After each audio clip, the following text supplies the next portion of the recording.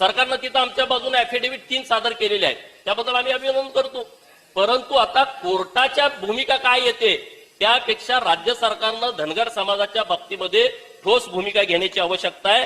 ज्या पद्धतीनं छत्तीसगड राज्यामध्ये धनगर तिथल्या ज्या एसटी लिस्ट मधल्या एससी लिस्ट मधल्या दुरुस्त केलेत तशा पद्धतीची दुरुस्ती महाराष्ट्र सरकारनं केली पाहिजे.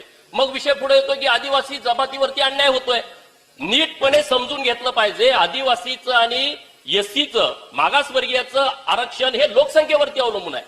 2011च्या जनगणनेमध्ये आदिवासी जमातीची लोकसंख्या 1,05,00,000 आहे आणि त्या हिशोबानं आदिवासी जमातीला आरक्षण मिळालंय. उद्या धनगर समाजाच्या आरक्षणाची अंमलबजावणी झाली, आता आमचं जे 3.5% आहे ते तिकडे वर्ग होईल आणि जेव्हा पुढची जनगणना होईल त्यामध्ये आमची संख्या बघून ते आरक्षण वाढल. हे तेलंगणा सरकारनं केलं. तेलंगणा सरकारनं त्यांच्या अधिकारामध्ये 6% एसटीचं आरक्षण होतं, ते 10% वाढवलं. ते केंद्राकडे पाठवायची गरज नाही, त्यांनी त्यांच्या अधिकारात वाढवलं. हे सगळे पुरावे आता आम्ही राज्य सरकारने दिलेत आणि त्यामुळे लोक बोलतात की तुमचा आदिवासीवरती अन्याय आहे. आम्ही आदिवासीवरती धनगर समाज हा कधीच अन्याय करणारा समाज नाही आहे. आदिवासी जमातीच्या 33 अन्यायग्रस्त जमाती आजही म्हणते ते आम्हाला दाखला मिळाला नाही. आता मी लक्षवेधी मांडले सभापती महोदय, आपल्याकडं 94 जमाती असे आहेत की त्यांचं इंग्रजीमध्ये पहिल्यांदा आपली जी इंग्रजी भाषेमध्ये सगळं कामकाज होतं, जेव्हा हिंदीचा राष्ट्रभाषेचा दर्जा दिला 1949ला आणि मग इंग्रजीतली एसटीची यादी जेव्हा हिंदीमध्ये केली, परत महाराष्ट्राची निर्मिती 1960ला झाली, 1965ला परत ते मराठीमध्ये अनुवाद केला. म्हणजे हे सगळं देवनागरी लिपीत केलं.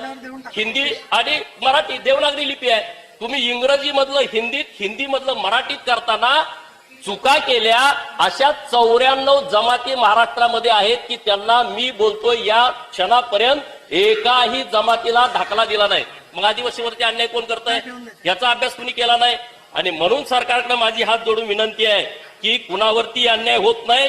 1,05,00,000 आदिवासींपैकी फक्त आणि फक्त 42 लाख आदिवासी म्हणतायत आम्ही ओरिजिनल आहोत, आम्ही मूळ आहोत आणि 63 लाख लोकांना ते म्हणतायत की तुम्ही बोगस आहे. अरे तुम्ही बोगस आहे म्हणजे त्यांची संख्या मोजली जाते, त्या संख्याच्या जोरावरती 25 आमदार या सभागृहामध्ये खालच्या येतात, 4 खासदार दिल्लीला निवडून जातात. ही परिस्थिती आहे. मग जर तुम्ही त्या 63 लाख लोकांना बोगस आदिवासी म्हणताय तर त्यांची संख्या वजा करा आणि मग 14 आमदार वजा होत आहेत, 2 खासदार वजा होत आहेत, म्हणजे ती संख्या तुम्हाला आरक्षण घेताना चालते. त्या लोकसंख्येच्या जीवावरती तुम्ही राजकारणातलं, शिक्षणातलं, नोकरीतलं आरक्षण घेता आणि जेव्हा त्यांना द्यायची वेळ येते तर तेव्हा त्यांना तुम्ही काहीच देत नाहीत. माननीय मुख्यमंत्री महोदयांच्याकडे माझी विनंती आहे की तुम्ही तात्काळ सूचना द्या की या महाराष्ट्रातल्या आदिवासी डिपार्टमेंट कडून आतापर्यंत किती एसटीचे दाखले निर्गमित केलेले आहेत हे जात पडताळणी समितीकडून घ्या, म्हणजे आकडा तुमच्या समोर येईल. आता कोळी समाज इतका मोठा आहे, महादेव कोळी, डोंगर कोळी, टोकरी कोळी, मल्हार कोळी, अरे हे लोक मूळ आदिवासी लोक आहेत तर त्यांना मग तुम्हाला दाखला देत नाही.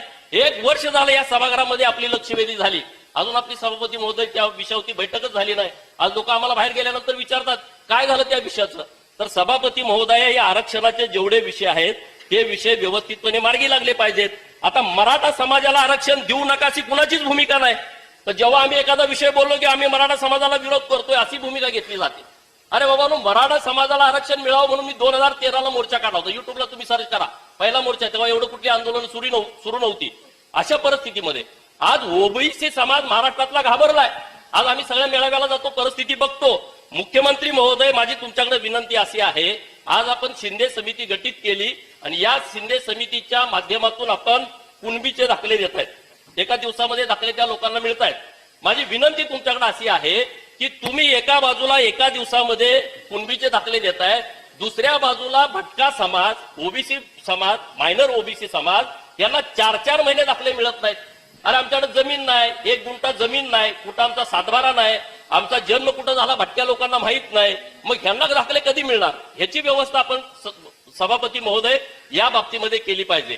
जे कुणबी होते त्याला कुणीच विरोध करत नाही, परंतु काही पुरावे असे पुढे येत आहेत की कागदामध्ये फेरफार करून काही लोक कुणबीची सर्टिफिकेट काढण्याची मागणी करतायत. तर त्या बाबतीमध्ये सरकारनं व्यवस्थितपणे सूचना या खालच्या सगळ्या लोकांना दिल्या पाहिजेत.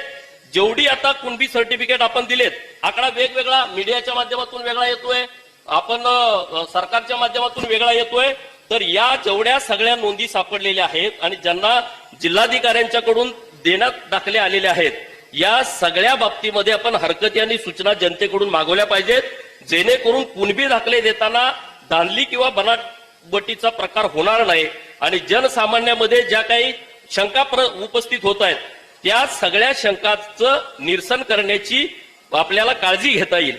शिंदे समितीनं पुढे आणलेल्या कुणबी नोंदीच्या सत्यता तपासली जावी, नव्यानं दिलेल्या कुणबी दाखल्याचं पब्लिक ऑडिट व्हावं, दाखल्याची सत्यता तपासण्यासाठी सर्व जातीय समिती गठीत करावी, अशी मागणी मी आपल्या माध्यमातून सभागृहाच्या माध्यमातून माननीय मुख्यमंत्री महोदयांच्याकडे मी करत आहे.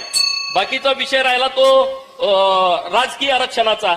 सभापती महोदया, एका गावामध्ये एक जर चुकीचा दाखला गेला तर ओबीसीचं आरक्षण सरपंच पदाचं जातंय. एक दाखला दुसरा तिसरा द्यायची गरज नाही. एका जिल्हा परिषद गटामध्ये एक जर चुकीचा दाखला तुम्ही दिला तर ओबीसीचं जिल्हा परिषदचं पूर्ण आरक्षण जातंय. एखादा नगर परिषदेच्या महानगरपालिकेच्या एखाद्या प्रभागामधला जर चुकीचा दाखला गेला, ज्याचा आहे ओरिजिनल त्याला द्या, पण चुकीचा दाखला गेला तर तशा पद्धतीनं तिथं आमचं नगरपालिकेचं आरक्षण जाईल. आणि म्हणून सगळ्या ओबीसी समाजामध्ये भीतीचं वातावरण आहे. आणि आपण एका बाजूला म्हणतो की बाबा ओबीसीच्या आरक्षणाला आम्ही धक्का लावणार नाही, धनगरांना आरक्षण देणार, एसटीच्या आरक्षणाला धक्का न लावता कसं देणार? एसटीच्या आरक्षणाला धक्का न लावता धनगरांना आरक्षण कसं देणार? ती प्रक्रिया कशी पूर्ण करणार? हा प्रश्न लोकांच्या मनामध्ये पडलाय.